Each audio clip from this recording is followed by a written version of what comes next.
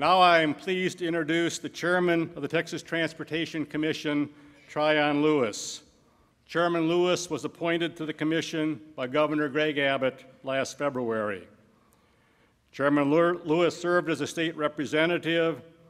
He chaired the Judicial and Civil Jurisprudence Committee.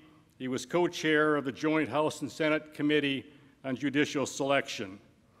He served as a state district judge, practices law in Odessa for many years.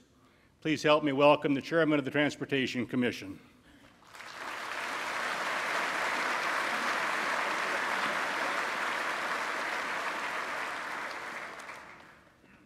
Well, thank you, and it's an honor to be here. You know, I think that one experience I've never had before, I've never been able to look out into an auditorium this big and see so many lucky people.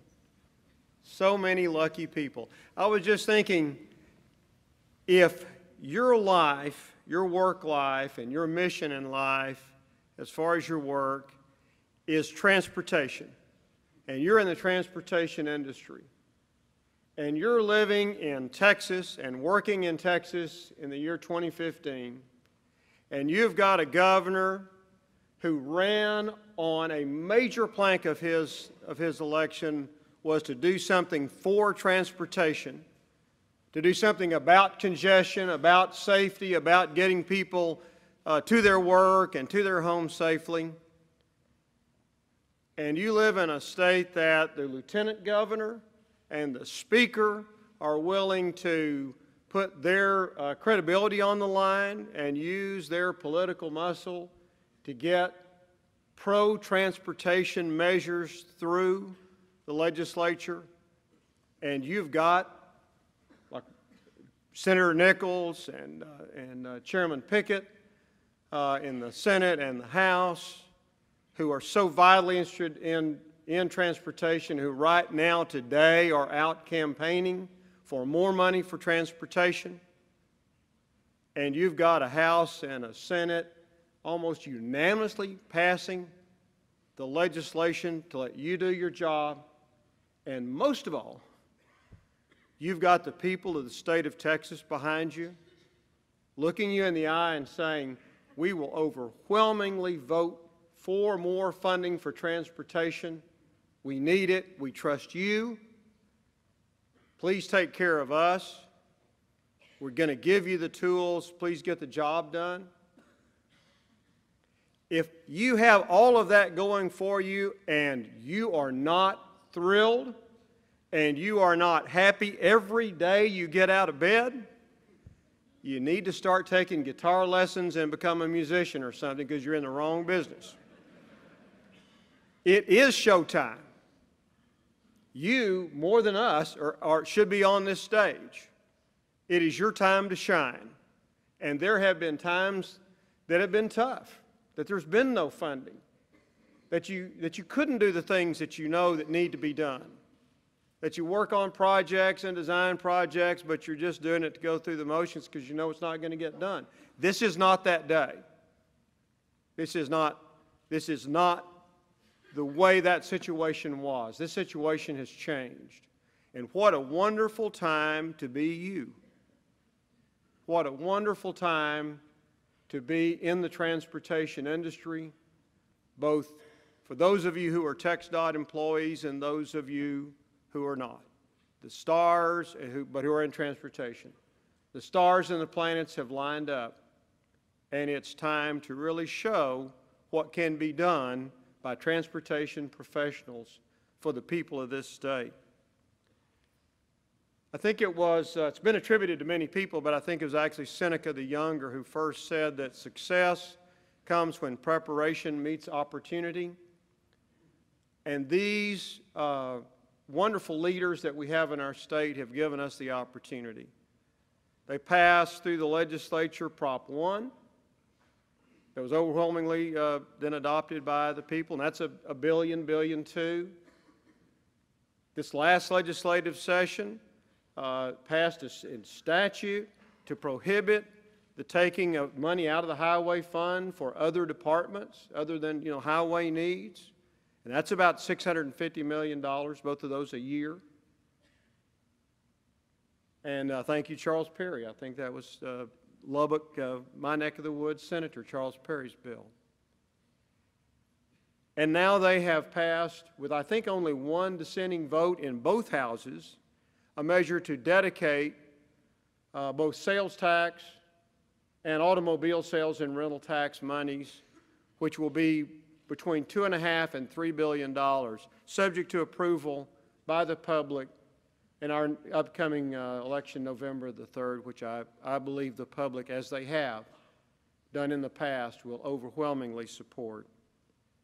What a change that will make on the ability of the people in this room to do what you know needs to be done and to use your training and your skills to get those things done for the people of Texas. So they've given us the opportunity. We have to be prepared, and the General has addressed that. And not only here, but before, the General and his staff and working with many of you have laid a sound basis for us to go from as we go forward to do this in the preparation. And some of that's evidence now, has been evidenced already. Some of it will be ongoing long into the future, but will be a good basis from which these things can be done. I want to also say in our commission, and the General's alluded to this also, our commissioners, there are 5 of us, and other than me, they're all very successful, very knowledgeable people, and I've asked each of them to take a task which they have readily taken, and it will help in this effort that you will be participating in. Our Vice Chairman, Jeff Mosley, is doing safety and maritime. Commissioner Jeff Austin is doing audit, state infrastructure bank, federal relations. Commissioner Victor Vandergriff is doing performance measures and metrics and project selection criteria so that we can have a transparent method of putting our money at its best use. And Commissioner Bruce Bugg is working hard on congestion relief and cost controls. And these are very skilled people. They're working with staff and doing a good job. A thought I'd like to share with you from me, and I'm just one of 5 commissioners, and nobody, so this is just coming from me. I was going to say that, as I recall, Governor Abbott got 2.8 million votes, rounded off. Rounded off, I got 0, which is pretty round. So I'm not trying to put myself in the, I'm going to decide everything or anything like that. But what I do want to say, from my perspective, I want to share my perspective with you. When I was in the legislature, one thing that really bothered me, everybody was great, everybody was patriotic, both sides of the aisle. I was really impressed how hard everybody worked. But the vision tended to be, let's get through the legislature, or let's get through the next election. It wasn't long-range vision. And one thing that I hope to bring to this is that what we really ought to do is look to the next session or the next election as much as look to 5 years from now. Where do we want TxDOT to be? Where do we want transportation in Texas to be 5 years from now? And then work back. Okay, and if we want to be there, what do we do next session? What do we do this year? What is our, what do we do organizationally, as the General had mentioned? And for me, as I look at it, I always think that there's a reason that the Greer building is named after DeWitt Greer. And his ideas, it may be old-fashioned to some, but I am old-fashioned, and I think his ideas of what TxDOT should best look at to be most efficient are something we should consider going forward. And a lot of those have to do with decentralization. His thought was that very little asphalt ever gets laid inside the Greer building itself. Most of that's happening out in somebody's district. And the main thing for us, and I include me in this as well as a commissioner, I look at myself as support for the people out there doing the projects out in the districts. I'm a support role. And we need to be very conscious of that, I think, of making sure that the people who are doing the construction projects have the tools to do it, they have the personnel to do it.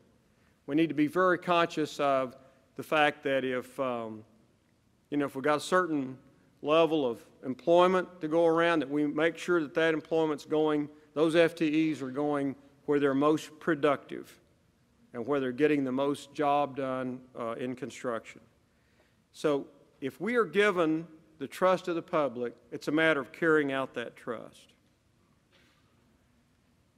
Some of you here are with TxDOT. Some of you are with local government entities, I suppose, and MPOs. A very impressive group, as I have met them, very knowledgeable people. We will all have to work together. Some of you are contractors and vendors, and that's all part of this important mix that we use. We all have to be partners in this job. Now, there will be some challenges. I think that one of the challenges, we're dealing with in Washington today, and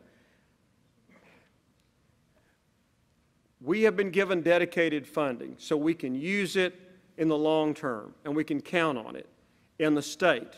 One problem we're having with the federal government is that although the federal fuel tax used to be about 40% of the money we have, it's now lower than 40%.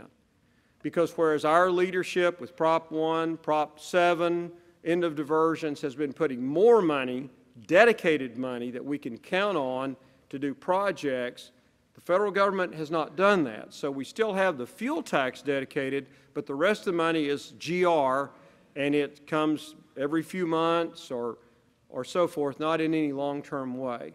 And we certainly hope that, that's a challenge for us, and we hope that the federal government and the members there will understand that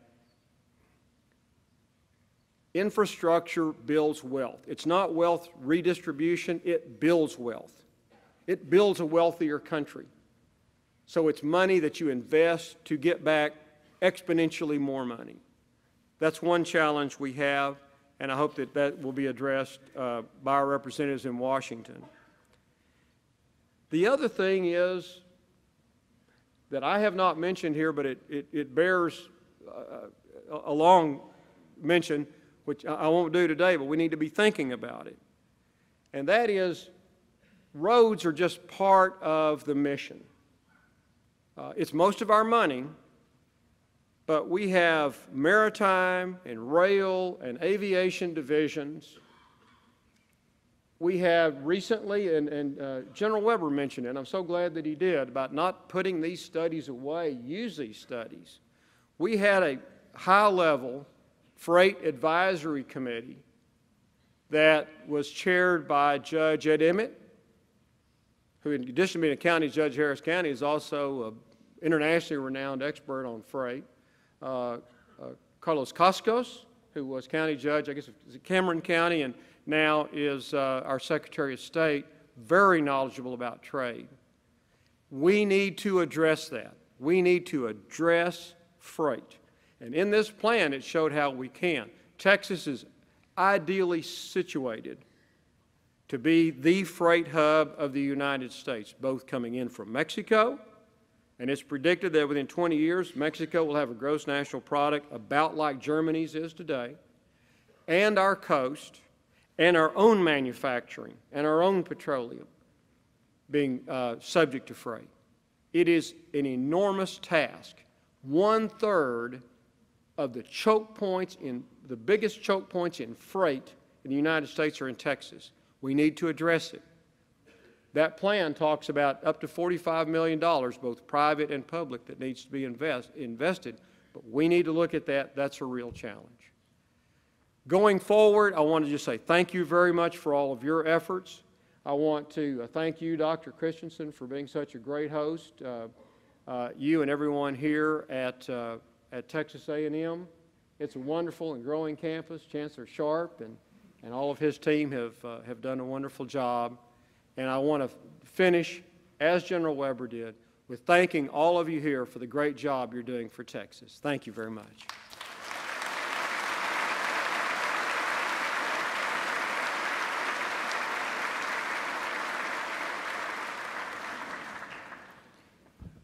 Thank you, Mr. Chairman. It's great to have you on the Texas A&M campus. We look forward to having you back here with us.